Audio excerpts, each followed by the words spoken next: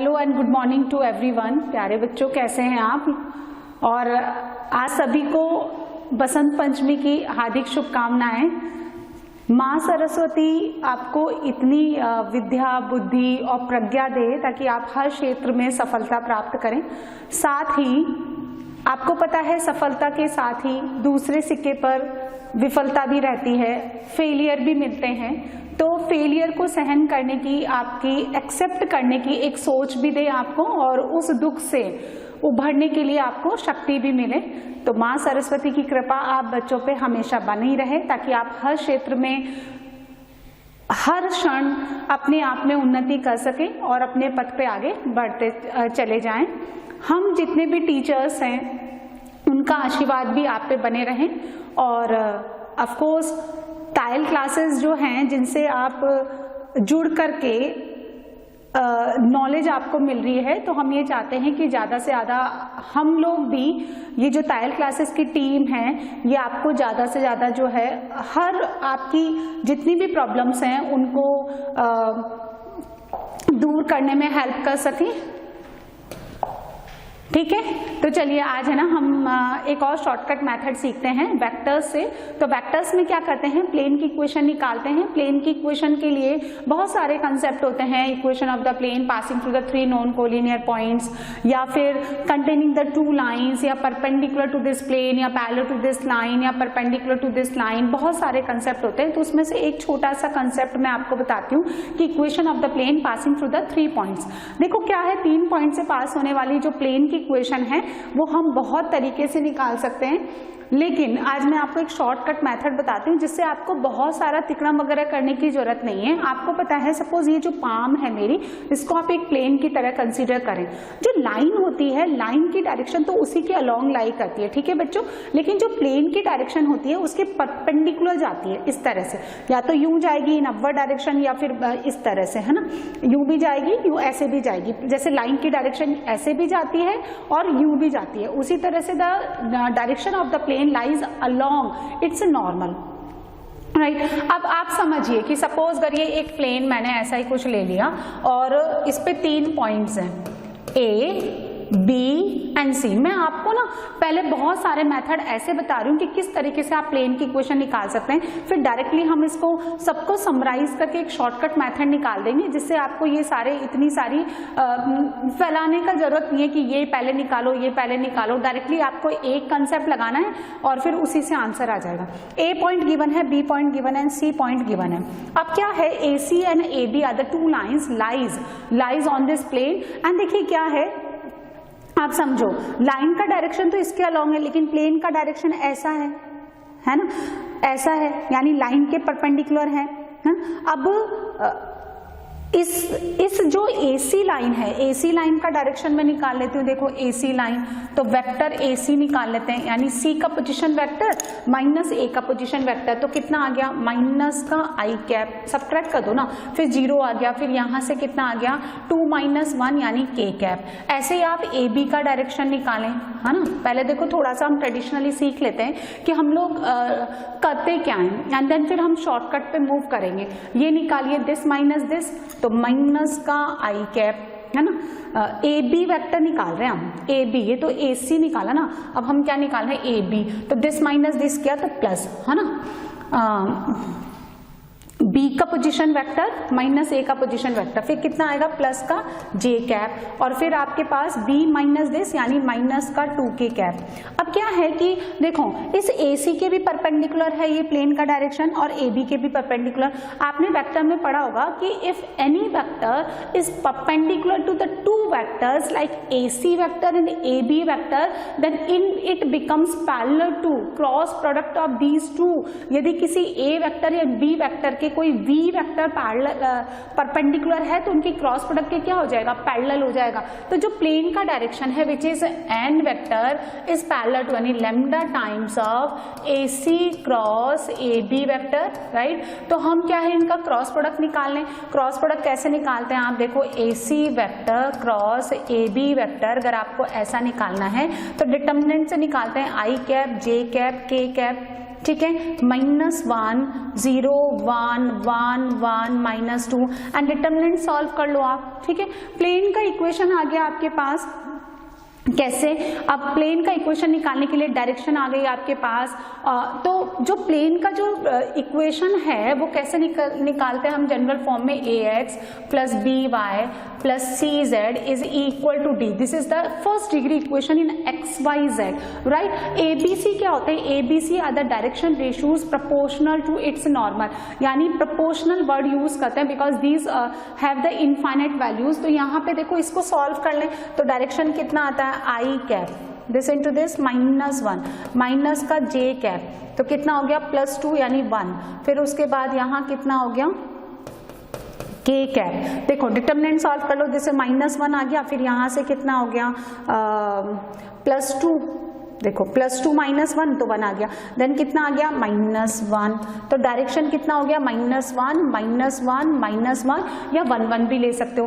तो equation of plane becomes x plus y plus z is equals to d, and to calculate the value of d you can pass this plane through any one of the point a b c। तो किसी से भी आप पास करा दो, 0 0 2 से करा दो क्योंकि easiest है ये।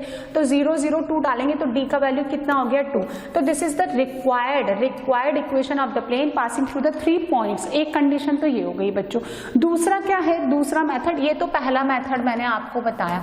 सेकेंड मेथड क्या है कि the equation of the plane in the general form write as ax plus by, ठीक है, plus cz is equal to d, है ना, ये होता है। और ये किसी एक पॉइंट से पास करता है, ठीक है, किसी एक पॉइंट 1 0 1 ले लें या x1 y1 z1 ले लें, इससे पास करा दें आप, है ना, या किसी भी एक पॉइंट से पास करने वाला, जैसे सपोज x1 y1 और z1, इस पॉइंट से पास होने वाला प्लेन का इक्वेशन कितना हो गया।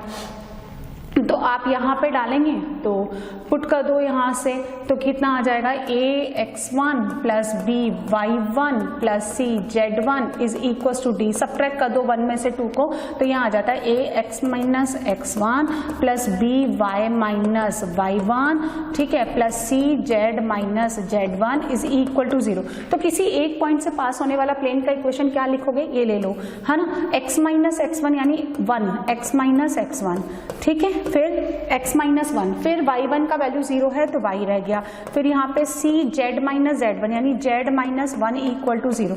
अब इसी प्लेन पे जो है वो 2 पॉइंट्स आपके सेटिस्फाई करते हैं। वो 2 पॉइंट्स क्या है, b एंड c पुट कर दो। b कितना हो गया आपका 2 1 माइनस 1, तो पुट करेंगे तो कितना मिलेगा, देखो यहाँ से आपने पुट किया तो a फिर b और यहाँ से -1 डालोगे तो माइनस का 2c इक्वल टू 0।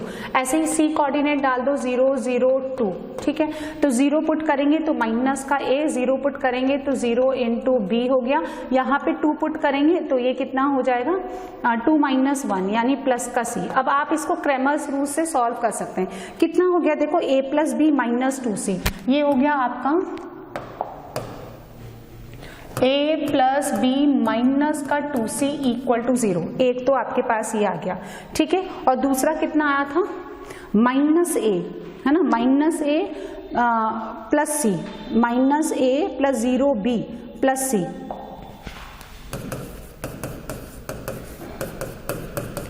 अब आप इसको क्रैमर से सॉल्व कर सकते हैं इस तरह से, माइनस b और c इस तरह से ना, यानी ये लिया दिस इंटू दिस 1 हो गया, दिस इंटू दिस 0 हो गया, फिर उसके बाद माइनस b वाला हाइड कर लो, दिस इंटू दिस कितना हो गया, दिस इंटू दिस, यानी देखो इसको हाइड करेंगे तो दिस इंटू दिस, है ना, 1 माइनस 2 यानी -1, फिर इसको हाइड करेंगे दिस इंटू 0, तो यहाँ पे देखो ये कितना हो गया a/1 b/1 c/1, तो डायरेक्शन रेशियो कितना हो गया प्लेन का 1 1 1, ठीक है, वही हमने कैसे निकाला था इस तरह से। तो क्रैमर बेसिकली क्या है, सॉल्विंग द डिटरमिनेंट पार्ट। एक मेथड ये हो गया, दूसरा मेथड ये हो गया, ठीक है, और आप वेक्टर से भी निकाल सकते हैं, बहुत तरीके हैं, लेकिन आपके पास देखिए सबसे जो इजीएस्ट मेथड है वो देखिए अब आप, है ना,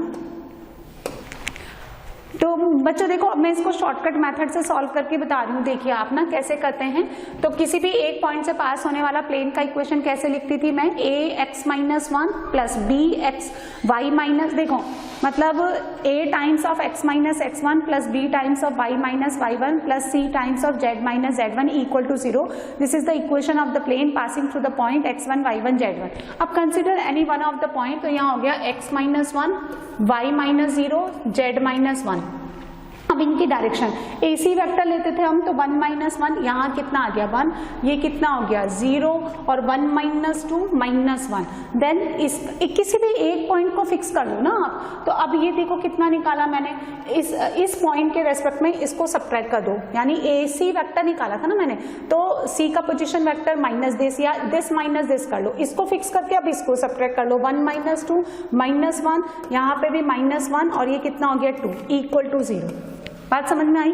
किसी भी एक पॉइंट को लेकर के, ये A पॉइंट मैंने लिया तो x minus 1 y minus 0 z minus 1, फिर आप इसको फिक्स करते हुए पहले C को सब्ट्रैक्ट कर लो या फिर पहले B को, तो 1 माइनस 0 1 0 माइनस 0 1 माइनस 2 माइनस 1, फिर AB 1 माइनस 2 ठीक है 0 माइनस 1 और ये कितना हो गया 1 minus of minus 1 2। Determinant solve कर लो, x माइनस 1 यहाँ से कितना आया माइनस 1 माइनस का y, फिर कितना हो गया देखो 2 माइनस 1 1 प्लस का z माइनस 1 और ये आपको कितना मिल जाएगा this into this minus 1 equal to 0।